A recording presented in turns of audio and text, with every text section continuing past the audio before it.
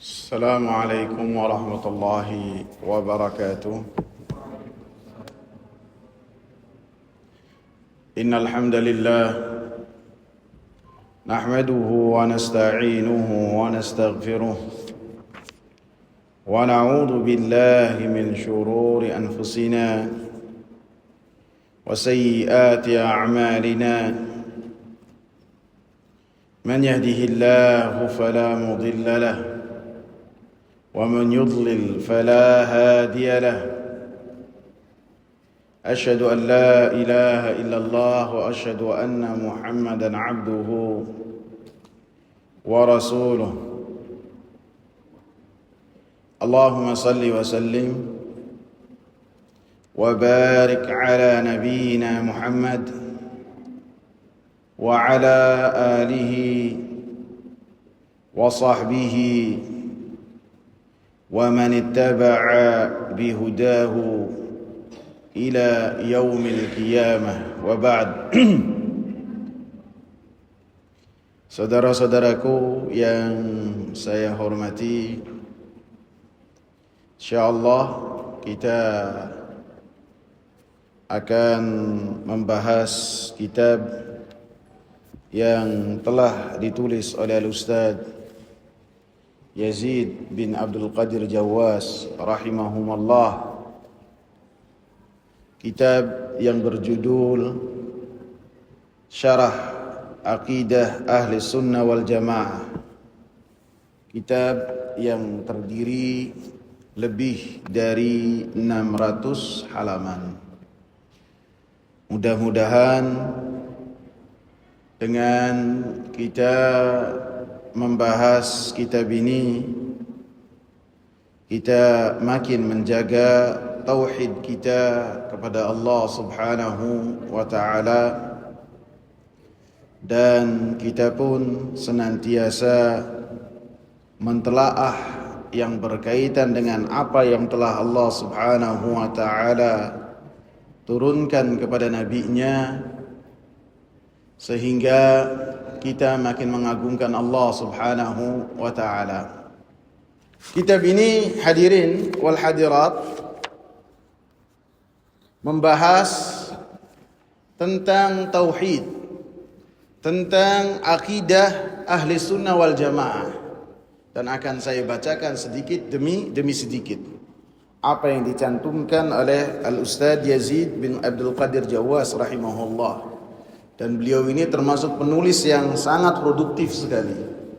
Puluhan kitab yang telah beliau tulis, dari kitab-kitab yang sedang sampai kitab-kitab yang besar. Seperti kitab ini termasuk kitab yang besar, beliau tulis selesai pada tahun 2004. Begitu juga kitab Mulia dengan Manhaj Salaf, itu pun kitab yang besar. Dan kitab zikir dan wirid beliau pun yang sangat meledak sekali. Dan meledaknya itu bukan hanya di Indonesia, bahkan di negara-negara yang berbahasa Melayu pun hasil karya tulis beliau sangatlah laku keras, seperti Malaysia, Singapura, dan Brunei. Kitab ini membahas tentang akidah. Akidah ini memiliki kedudukan yang sangat penting sekali. Rasulullah SAW menyebutkan akidah itu di landasan yang pertama dari landasan-landasan Islam. Dalam hadis Rasulullah katakan, buniyal Islamu ala khamsin: syahadati an la ilaha illallah wa anna Muhammadar Rasulullah wa iqamis salati wa ita'iz zakah wal haji wa shaumi Ramadan. Islam itu ibarat bangunan yang kokoh, haruslah memiliki landasan yang kokoh. Landasannya adalah, di dalamnya ada 5 hal. Yang pertama adalah kesaksian la ilaha illallah, Dan kesaksian la ilaha illallah tentunya satu paket dengan Muhammadur Rasulullah. Karena la ilaha illallah tidaklah mungkin bisa diamalkan kecuali dengan Muhammadur Rasulullah. Sehingga apabila dalam hadis, dalam ayat, di dalamnya disebutkan tentang kalimat la ilaha illallah, maka satu kesatuan dengan kalimat kesaksian yang kedua, yaitu Muhammadur Rasulullah. Karena la ilaha illallah di dalamnya kita diperintahkan untuk beribadah hanya kepada Allah Subhanahu wa taala. Maka bagaimana cara beribadah kepada Allah Subhanahu wa taala? Dengan apa? Pengamalan Muhammadur Rasulullah. Wa iqamis shalah, dan menegakkan salat. Wa ita'iz zakah, dan menunaikan zakat. Wal hajj, dan menunaikan ibadah haji. Wa shaumi Ramadan, dan menunaikan puasa di bulan Ramadan.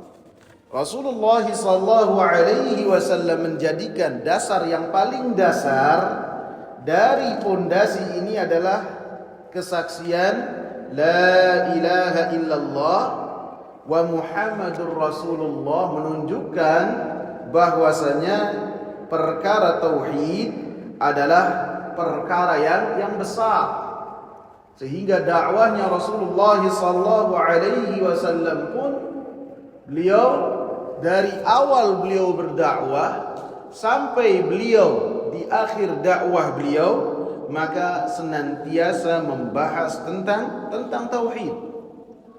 Dari beliau berdakwah secara sembunyi-sembunyi, kemudian dari beliau dari majlis ke majlis, sampai pada tahun ketiga kenabian, Allah Subhanahu wa taala perintahkan wa anzir ashiratakal aqrabin, berilah peringatan kepada kerabat-kerabat terdekatmu. Maka Nabi sallallahu alaihi wasallam sedikit menggunakan cara jahiliyah untuk mengumpulkan manusia pada saat itu. Pada saat itu, orang apabila mengumpulkan orang-orang yang sekitar di kota Mekah dengan cara naik ke Bukit Sofa. Naik ke Bukit Sofa, kemudian telanjang dada. Kemudian dia mengambil pasir, kemudian pasirnya dilempar ke kepalanya atau ditaruh di kepalanya, disiramkan ke kepalanya. Kemudian setelah itu berteriak, maka otomatis pada saat itu manusia akan berkumpul. Kalau gambaran sederhananya, kalau Indonesia 30 tahun lalu ataupun 20 tahun lalu ngumpulin orang itu dengan cara apa? Dengan cara kentong kali ya. Kalau misalnya di pos satpam, pos kambling, di RT, maka cara ngumpulin orang biar darurat gampang kumpul sebelum adanya grup WhatsApp ya. Tinggal dikentong saja beberapa kali, 3 kali, 10 kali, 12 kali, otomatis pada kumpul. Nah seperti itu. Maka Rasulullah sallallahu alaihi wasallam menggunakan sedikit dari cara jahiliyah, akan tetapi hal-hal yang mengurangi muruah dan kewibawaan dan adab beliau, maka beliau tidak lakukan. Seperti apa? Seperti membuka baju, seperti menyiramkan pasir ke kepalanya, maka beliau tidak lakukan. Beliau berdiri di Bukit Sofa, kemudian memanggil orang-orang Quraisy, keluarga per keluarga, dari Bani Hashim, dari Bani Adi, dari Bani Taimi, dari Bani Makhzum, semuanya dipanggil oleh Rasulullah sallallahu alaihi wasallam. Kemudian Rasulullah sallallahu alaihi wasallam mengatakan, "Ara'aitum law akhbartukum anna khailan bil wadi turidu an tughira 'alaikum akuntum musaddiqiyya?" Bagaimana pendapat kalian apabila saya kabarkan kepada kalian ada pasukan di belakang gunung ini yang akan menyerang kalian? apakah kalian akan membenarkan aku, percaya kepadaku? Maka orang-orang kafir Quraisy pun serentak mengatakan apa? Wallahi ma jarrabna 'alaika ma jarrabna 'alaika kadhiba. Demi Allah, wahai Muhammad, kami tidaklah mendapati engkau berdusta dalam permasalahan-permasalahan kecil, lebih-lebih dalam permasalahan besar. Selama engkau bermuamalah dengan kami, engkau tidak pernah berdusta, senantiasa jujur, sehingga orang-orang Quraisy mau tidak mau memberikan label dan julukan kepada Muhammad bin Abdullah bin Abdul Muttalib dengan julukan yang sangat mulia sekali, apa? Al-Amin, terpercaya. Sehingga sampai Nabi Muhammad menjadi seorang nabi dan seorang rasul yang mereka perangi dan mereka berikan dengan julukan-julukan yang jelek setelahnya. Mereka ketika memiliki harta-harta yang berharga, mereka tidak percaya sama pasangan-pasangan mereka. Mereka tidak percaya sama anak-anak mereka. Mereka tidak percaya sama kerabat-kerabat mereka. Siapa yang menjadi penadahnya? Siapa yang menjadi penitipnya? Siapa yang menjadi tempat titipan? Nabi Muhammad SAW menunjukkan level kepercayaan mereka kepada Nabi Muhammad SAW sangat tinggi sekali, sehingga harta-harta pun mereka berikan kepada Muhammad ibn Abdullah supaya dijaga. Sehingga mereka sungguh benar mengatakan, ma jarrabna 'alaika kadhiba. Kami tidak pernah mendapati engkau berdusta. Qal, maka Nabi Muhammad SAW mengatakan, fa inni nadhirun lakum baina yadayya azabun syadid. Sesungguhnya saya pemberi peringatan untuk kalian. Di depan saya ada azab yang sangat pedih. Man ata'ani dakhalal jannah. Siapa yang tunduk taat kepadaku, kata Rasulullah, maka dia masuk surga. Wa man asani, dan siapa yang dia bermaksiat kepadaku dan tidak kufur kepada dan tidak taat kepadaku dan dia kufur kepadaku, maka kata Rasulullah sallallahu alaihi wasallam, baginya api neraka dan baginya azab yang pedih. Maka pada saat itu orang yang berdiri dan membangkang dakwahnya Nabi sallallahu alaihi wasallam siapa? Abu Lahab. Abu Lahab langsung berdiri dan mengatakan, jadi yang lain itu diam tenang mendengarkan apa yang dikatakan oleh Nabi Muhammad sallallahu alaihi wasallam. Adapun Abu Lahab langsung berdiri dengan mengatakan, tabban laka sairal yaum. Celaka untuk engkau seharian penuh wahai Muhammad. Ali hadza jama'tana, apakah karena hal ini engkau mengumpulkan kami? Maka pada saat itulah Allah Subhanahu wa taala menurunkan surat Al-Lahab atau surat Al-Masad. Namanya dua, bisa Al-Lahab, bisa Al-Masad. Karena terkadang surat itu memiliki dua nama, satu nama, bahkan lebih 3, 4, seperti surat Bara'ah. Ada surat Bara'ah, ada surat At-Taubah, seperti surat Al-Isra. Surat Ghafir bisa Al-Mu'min ya. Surat Ghafir bisa surat Ghafir, bisa juga surat Al-Mu'min. Surat Al-Isra bisa dikatakan surat Al-Isra, bisa juga dinamakan surat Bani Israel. Dan ini penamaan ini tidak boleh ngarang sendiri ya. Tidak boleh. Akan tapi harus tauqif langsung dari Rasulullah sallallahu alaihi wasallam. Mungkin sebagian kita bisa dengan mempermudah, dan terdapat juga oleh para ulama ketika menyatakan bahwasanya surat Al-Ikhlas qul huwallahu ahad atau surat qul huwallahu ahad, maka itu tidak mengapa. Karena sebagian ulama ketika menyebutkan Surat Maryam mereka menyebutkan surat Kaf Ha Ya Ain Shad. Jadi tidak mengapa. Maka pada saat itu turun tabbat yada abi lahabi wa tab ma aghna anhu maluhu wa ma kasab sayasla naran dhata lahab wa imra'atuhu hammalatal hatab fi jidha hablum min masad. Sungguh celaka kedua tangan Abu Lahab, maka pastinya dia akan celaka. Kalau yang pertama itu doa, kedua tangan Abu Lahab akan binasa. Adapun yang kedua watabba, itu artinya pastinya binasa, pasti terjadi. Ma aghna anhu maluhu wa ma kasab. Tidak akan berguna hartanya untuk Abu Lahab dan apa yang dia dapat berupa anak. Sayasla naran dzata lahab, dan dia akan masuk api neraka dzata lahab, yang neraka itu memiliki percikan-percikan api. Jadi Abu Lahab itu namanya Abdul Uzza. Abdul Uzza pamannya Nabi.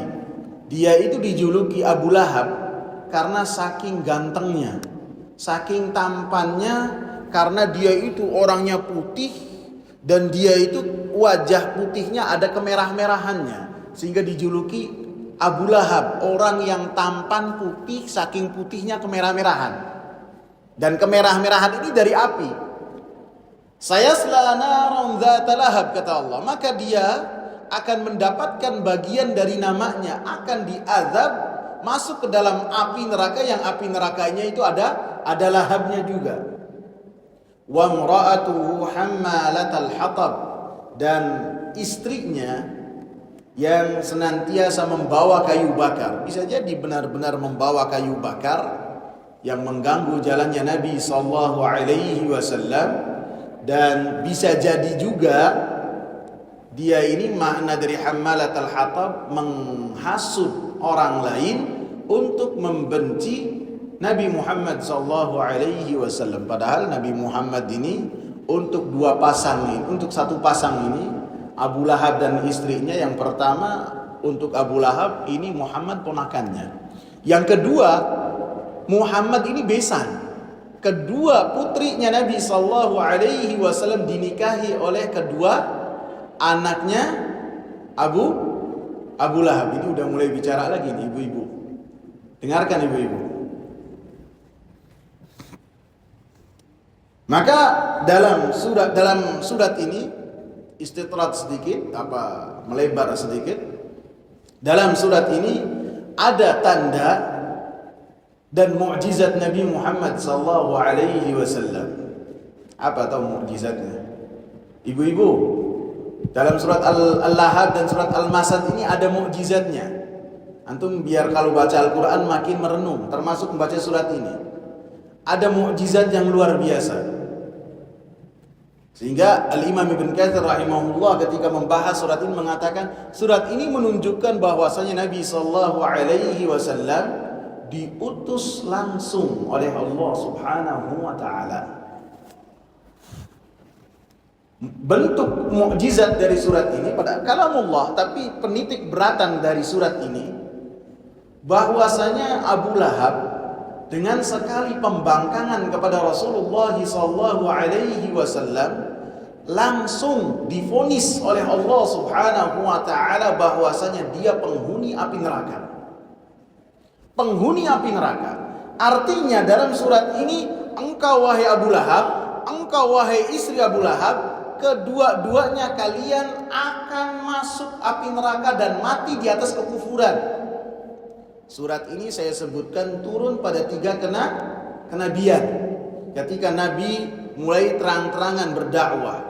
Sedangkan Abu Lahab mati setelah perang Badar. Berarti berapa? Lebih hampir 10 tahun Abu Lahab hidup, tidak mendekati keimanan, akan tetapi dengan berjalannya waktu dia makin membenci sampai dia mati di atas kekufuran. Padahal selain dari Abu Lahab, banyak orang-orang kafir Quraisy yang mereka menghina Nabi, yang mereka mengganggu Nabi, akan tetapi tidak langsung divonis oleh Allah Subhanahu wa taala. Bahkan pernah dalam majelis yang pernah saya sebutkan dalam kitab Riyadhus Shalihin, Umar bin Khattab itu dulu orang yang paling keras terhadap dakwahnya Nabi sallallahu alaihi wasallam. Orang yang paling keras. Sehingga ada istilah ngobrol ya di belakang kan? Hah? Enggak, ngobrol enggak? Ibu-ibu? Ibu-ibu, jangan ngobrol.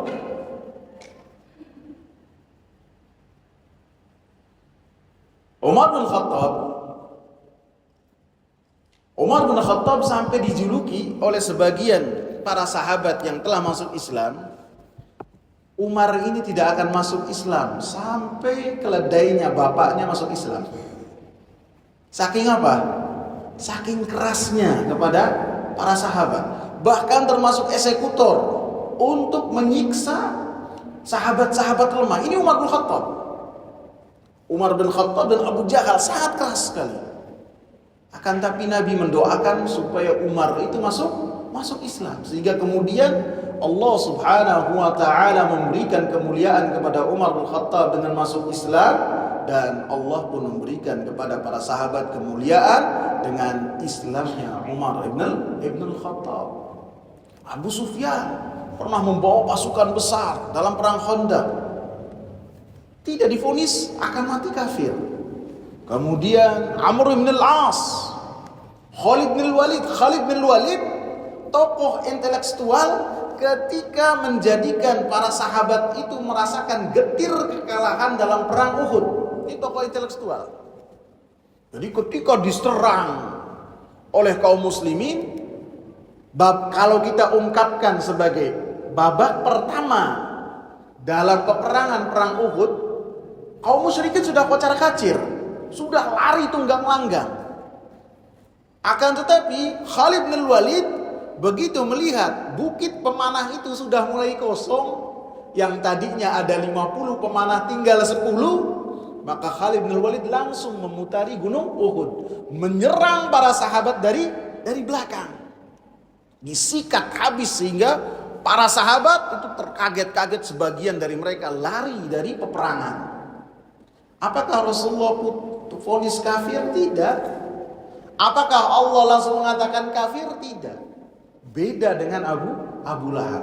Sekali pembangkangan, Allah Subhanahu wa taala nyatakan bahwasanya mereka adalah orang-orang yang akan mati di atas kekufuran. Antum bisa perhatikan dalam surat Al-Kafirun.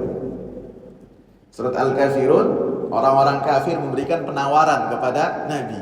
Gimana nih kalau kita beribadah kepada Allah setahun, mentauhidkan Allah, setahun berikutnya ente nyembah berhala. Gimana? Penawaran. Allah Subhanahu wa taala turunkan surat Al-Kafirun. Qul ya ayyuhal kafirun. Katakanlah wahai Nabi Muhammad sallallahu alaihi wasallam, saya tidak akan, wahai orang-orang kafir. Katakanlah wahai Nabi Muhammad, wahai orang-orang kafir, la a'budu ma ta'budun. Saya tidak akan beribadah dengan apa-apa yang kalian ibadahi. Wala antum 'abiduna ma a'bud.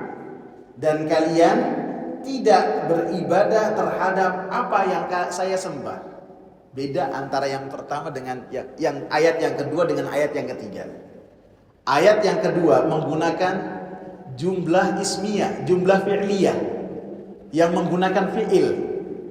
Fi'il mudhari dalam bahasa Arab memiliki makna ad-dawam wa yatajaddad, senantiasa terus menerus itu terjadi.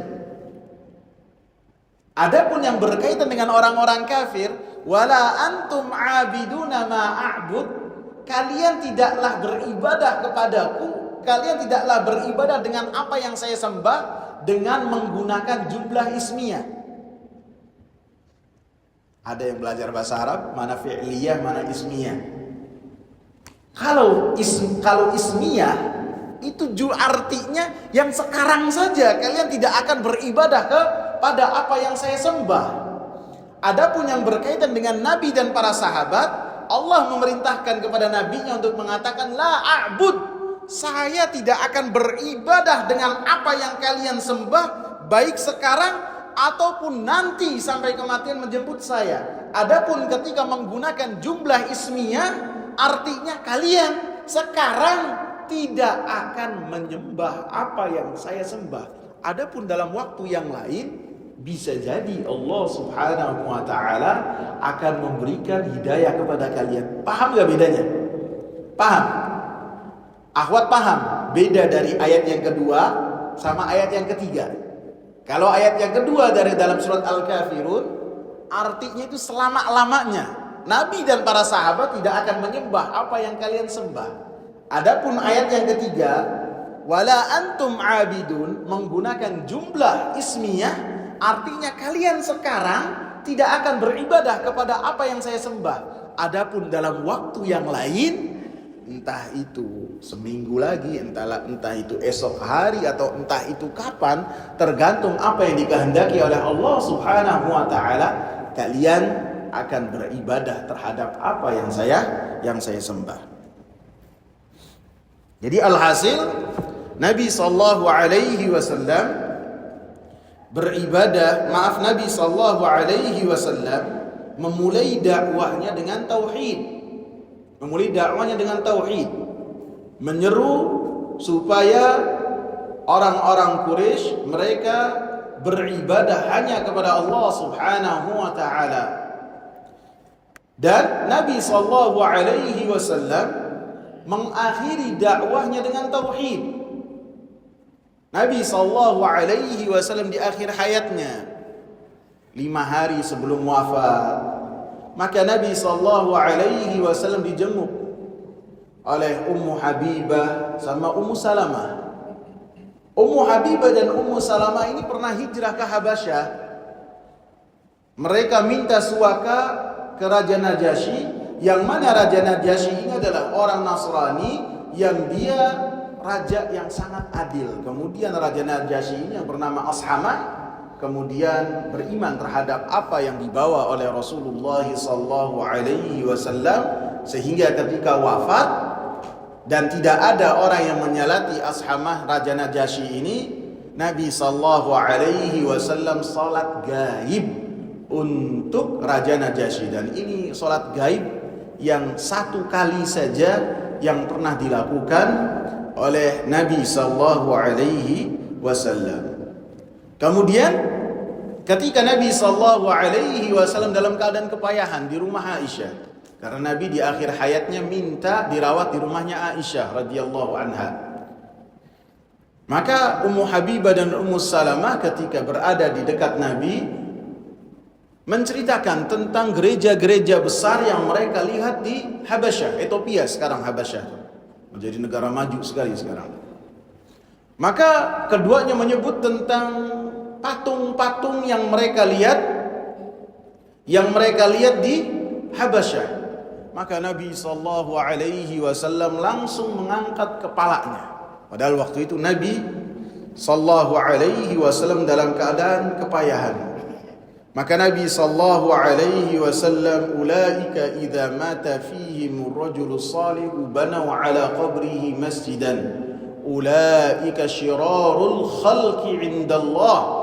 Mereka, kata Nabi sallallahu alaihi wasallam, orang-orang Nasara dan orang-orang Yahudi, apabila mati di antara mereka orang saleh, maka orang-orang ahli kitab ini membangun di atas kuburannya orang soleh tersebut kubah, membangun di kuburannya orang soleh itu tempat ibadah untuk mereka beribadah kepada Allah Subhanahu wa taala. Maka Rasulullah sallallahu alaihi wasallam katakan, ulaika syirarul khalqi indallah.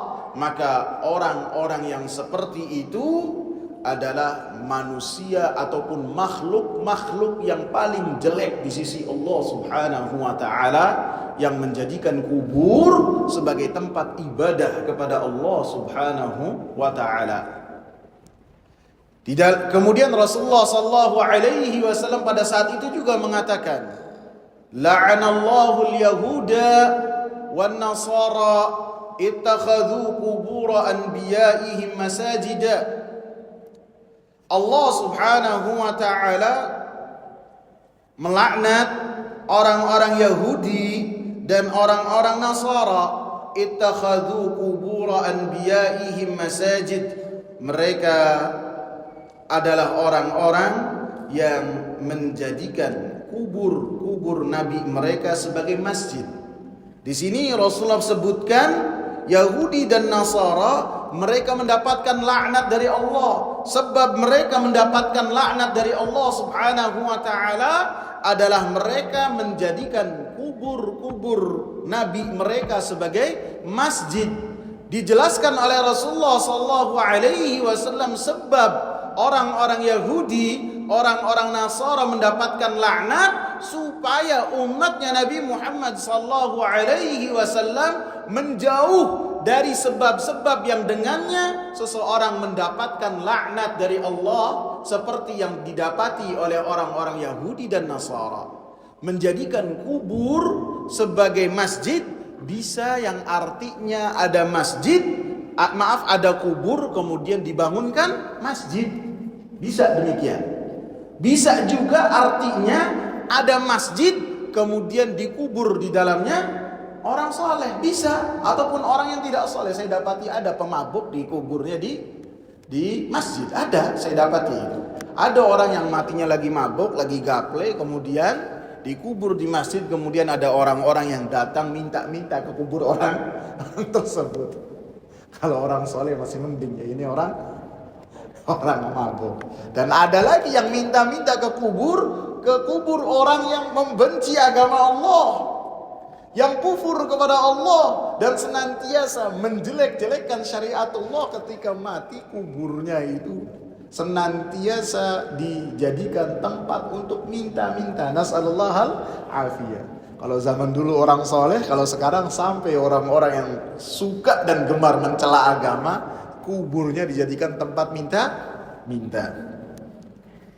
Jadi makna dari kubur itu, yang pertama kuburnya dijadikan masjid, yang kedua orang dikubur di masjid, yang ketiga kubur ataupun pemakaman dijadikan tempat ibadah kepada Allah Subhanahu wa taala.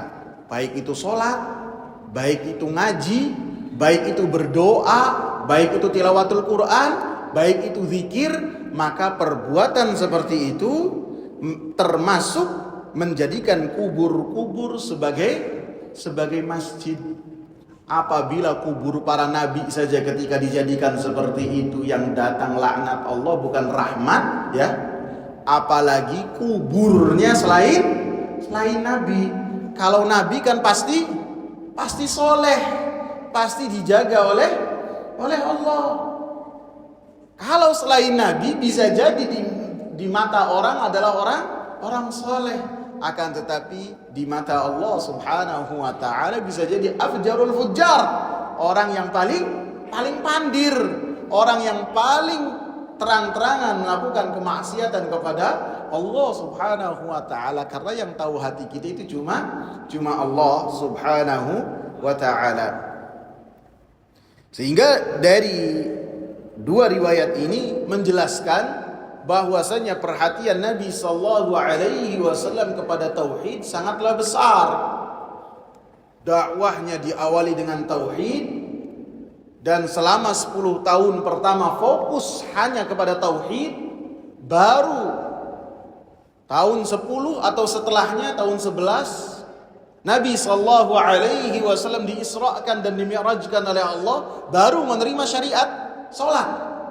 Dan selama 13 tahun ini, 10 tahun pertama tauhid, dan kemudian 3 tahun berikutnya ada perintah salat. Dan hanya 2 hal ini Dan diakhiri juga dengan tauhid. Dengan tauhid. Sehingga semuanya di antara keduanya Nabi SAW membahas tentang tauhid. Bahkan pembesar-pembesar para sahabat yang mendapatkan predikat sebagai ulamanya para sahabat, maka Rasulullah SAW ajarkan kepadanya tentang tauhid. Kader Nabi yang telah dikaderisasi oleh Nabi diantaranya adalah Mu'adz ibn Jabal. Beliau dikatakan sebagai a'lamu ummati bil halal wal haram. Umatku yang paling mengerti tentang halal dan haram adalah Mu'adz bin Jabal. Sehingga di hari akhir kelak ketika manusia dikumpulkan di hadapan Allah, maka para ulama ada shaf tersendiri, ada barisan tersendiri. Di depannya adalah Mu'adz ibn Jabal, menunjukkan dia ini adalah ulama besar. Ketika Nabi hidup sudah menjadi ulama sehingga diutus ke Yaman sebagai seorang dai, seorang hakim, seorang gubernur, sehingga apabila ada orang yang bertanya kepada beliau. Suatu ketika Nabi SAW membonceng Mu'adz bin Jabal. Kemudian disebutkan kendaraan yang dinaiki oleh Nabi SAW adalah himar. Himar itu keledai ya. Dan pada saat itu kendaraan yang paling sederhana adalah keledai, menunjukkan bahwasanya Nabi SAW orang yang sangat rendah hati sekali.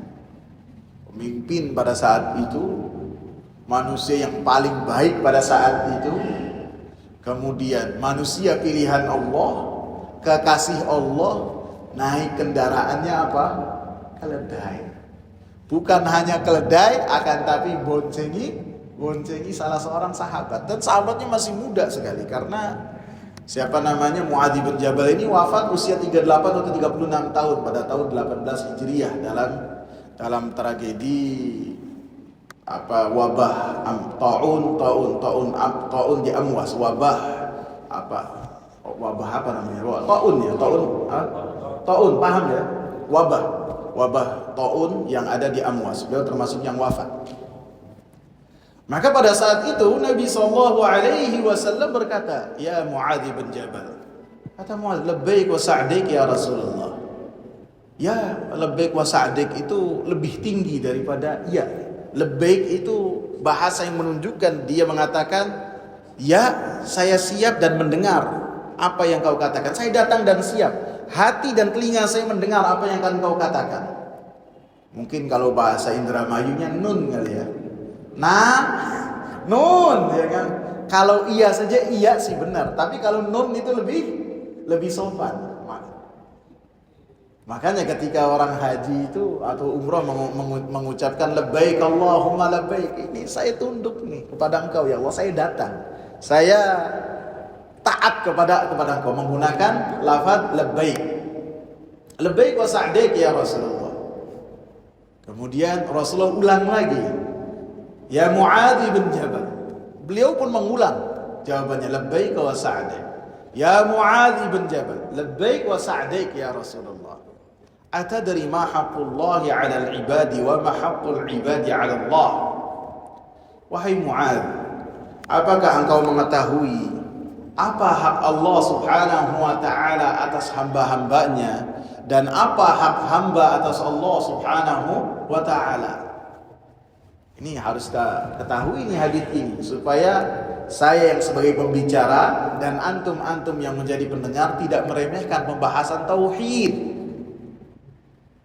Wahai Mu'adz, apa hak Allah Subhanahu wa taala atas hamba-hambanya dan apa hak hamba atas Allah Subhanahu wa taala? Ini pembahasan yang berkaitan dengan tauhid dan yang diajak bicara oleh Rasulullah sallallahu alaihi wasallam adalah sahabat yang dikategorikan sebagai ulama, bukan sahabat-sahabat yang dia dijadikan sebagai orang-orang Arab Badui yang datang sekali kemudian tidak bertemu lagi, tidak. Ini orang yang melazimkan dirinya dengan Nabi, dan oleh Nabi SAW dibahas tentang tauhid. Menunjukkan tauhid ini adalah permasalahan yang besar. Jangan sampai ada di antara antum mengatakan, ustaznya cuma bahas tauhid, gak seru, kurang rame, seakan-akan pembahasannya itu-itu saja. Ingat, yang itu-itu saja inilah yang dengannya kita selamat di sisi Allah Subhanahu wa taala. Seorang Mu'adz bin Jabal saja masih didoktrin oleh Nabi sallallahu alaihi wasallam tentang perkara ini. Mu'adz bin Jabal itu menjawab apa? Allahu wa rasuluhu a'lam. Allah dan Rasulnya yang tahu. Apa ya Rasulullah? Maka Rasulullah sallallahu alaihi wasallam mengatakan, haqqullahi 'alal 'abid an ya'buduhu wa la yusyriku bihi syai'a. Hak Allah atas hamba-hambanya supaya hamba-hamba Allah Subhanahu wa taala beribadah kepada Allah Subhanahu wa taala dan tidak menyekutukan Allah Subhanahu wa taala. Wa haqqul 'abidi 'ala Allah, adapun hak Allah atas hamba-hambanya, an la yu'adzibuhum man la yusyriku bihi syai'a. Allah Subhanahu wa taala tidak akan mengazab dan mensiksa siapa-siapa yang tidak melakukan kesyirikan kepada Allah Subhanahu wa taala. Ini seorang Mu'adz bin Jabal. Ulamanya para sahabat dibahas dan diingatkan tentang pentingnya tauhid. Sehingga ini termasuk dari apa yang dikatakan oleh Allah, ya ayyuhalladzina amanu aminu. Wahai orang-orang yang beriman, berimanlah kalian. Yang diseru oleh Allah Subhanahu wa taala untuk mereka beriman adalah orang-orang yang beriman. Artinya senantiasalah kalian beriman, belajar keimanan, belajar tauhid. Karena ada permasalahan-permasalahan yang bisa jadi menggugurkan keimanan kalian dan tauhid kalian. Apabila Nabi Ibrahim alaihi salam berdoa kepada Allah, wajnubni wa baniya an na'budal asnam, ya Allah selamatkan aku jangan sampai menyembah berhala Allah. Ini Nabi Ibrahim. Dan selamatkanlah dua anakku. Siapa dua anaknya Nabi Ibrahim? Ismail dan Ishak. Nabi bukan? Nabi bukan? Nabi. Ini yang berdoa bapaknya Nabi supaya anak-anaknya yang Nabi jangan sampai melakukan kesyirikan kepada Allah Subhanahu wa taala. Nabi Ibrahim ini Khalilullah, kekasihnya Allah Subhanahu wa taala. Orang yang dalam hidupnya senantiasa membela tauhid dan menjunjung tauhid, dari sana ke sini senantiasa membela tauhid, dan tidak ada di muka bumi pada saat itu orang-orang yang bertauhid kecuali 1, 2, 3 orang saja. Nabi Ibrahim, istrinya yang 2, dan setelahnya ada anak-anaknya, sudah, selainnya tidak ada. Dan yang beserta dengan Nabi Ibrahim ponakannya Lut. Adapun selainnya tidak ada yang bertauhid. Sehingga tauhidnya adalah tauhid yang kelasnya luar biasa, sehingga dijadikan oleh Allah kekasih. Dijadikan oleh Allah kekasih. Sehingga Allah sangat cemburu, dan kecemburuannya sesuai dengan keagungan Allah Subhanahu wa taala ketika Nabi Ibrahim alaihi salam memiliki seorang anak.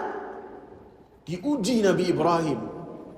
Dia masih lebih cinta kepada Allah atau lebih cinta kepada anaknya? Diuji dengan apa? Diuji dengan apa? Sembelih. Ayo, diperintah untuk sembelih. Lebih cinta kepada siapa? Lebih cinta kepada Allah Subhanahu wa taala. Kemudian beliau pun berdoa dengan doa ini, menunjukkan bahwasanya